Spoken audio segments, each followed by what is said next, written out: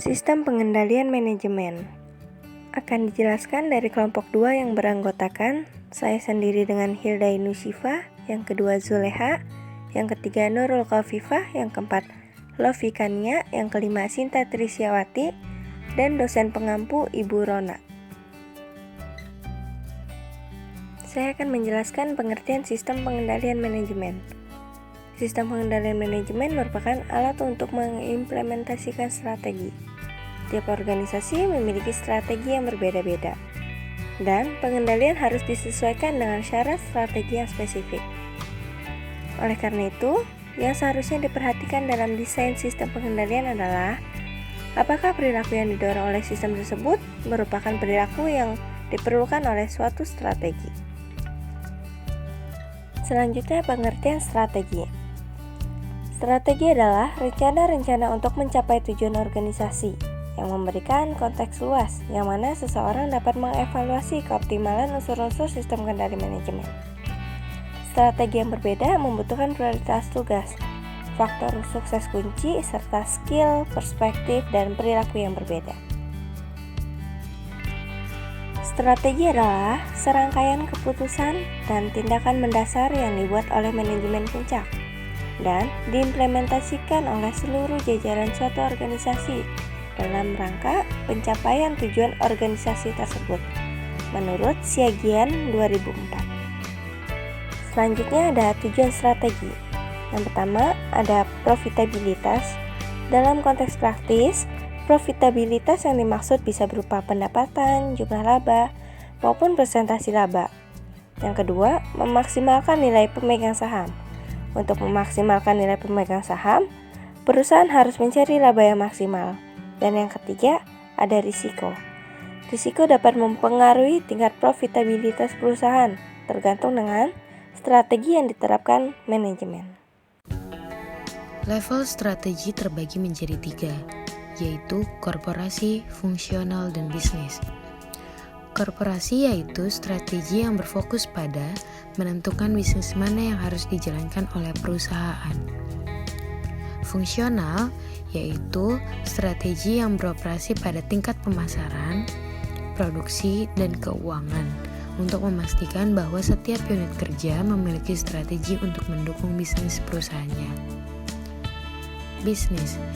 Strategi ini berfokus untuk mengembangkan keunggulan kompetitif dalam segmen bisnis. Berikut penjelasan secara singkat mengenai strategi korporasi, fungsional, dan bisnis. Dimulai dengan strategi korporasi, yaitu menangani seluruh ruang lingkup strategis perusahaan, terutama dalam menentukan tujuan dan sasaran suatu perusahaan. Strategi ini diperlukan untuk menentukan bisnis apa yang harus atau ingin dimiliki oleh perusahaan, seperti jenis produk yang akan diproduksi dan di mana produk tersebut harus dipasarkan. Hal penting dalam strategi korporasi, yaitu menetapkan visi dan misi perusahaan dan menentukan objektif atau tujuan perusahaan. Dimulai dengan menetapkan visi dan misi perusahaan.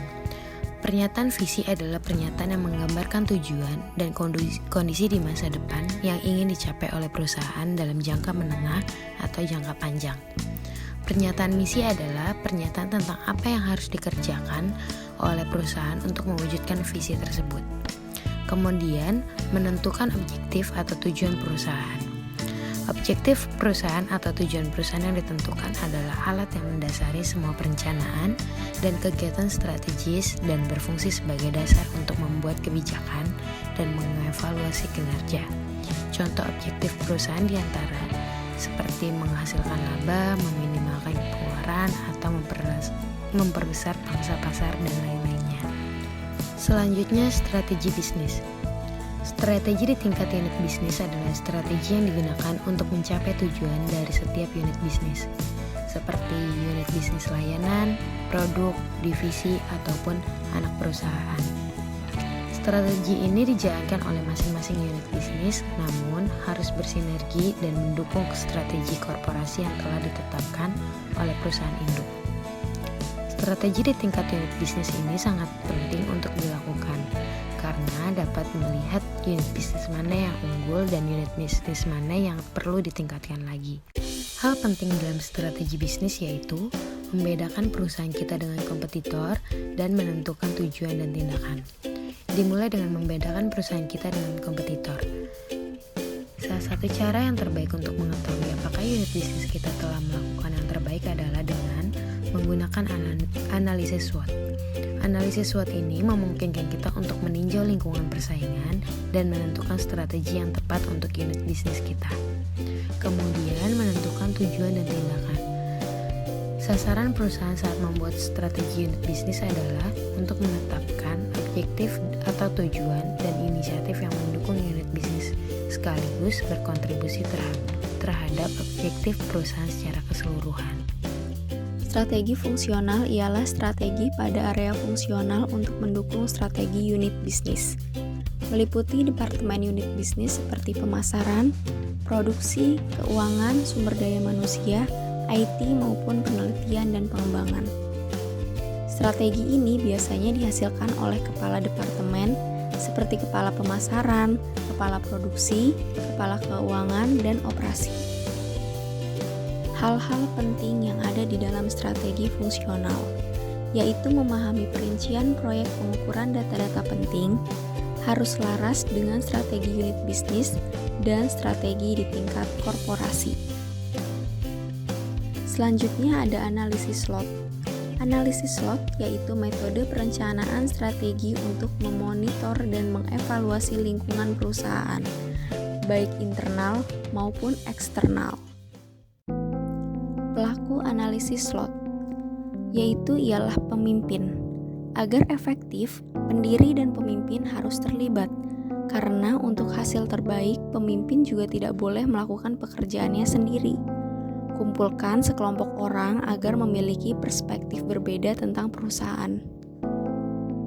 Cara melakukan analisis SWOT disarankan untuk meminta setiap orang mencatat dan setiap orang diam-diam menghasilkan ide untuk memulai sesuatu dan membuat suatu daftar ide.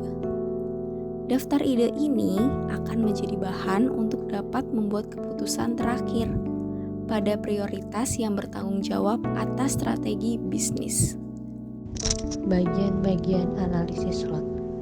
Yang pertama ada strength atau kekuatan adalah poin internal dan positif dari perusahaan Anda. Ini adalah hal-hal yang berada dalam kendali. Yang kedua itu ada opportunities atau peluang, adalah faktor eksternal dalam lingkungan bisnis Anda yang cenderung berkontribusi pada kesuksesan bisnis.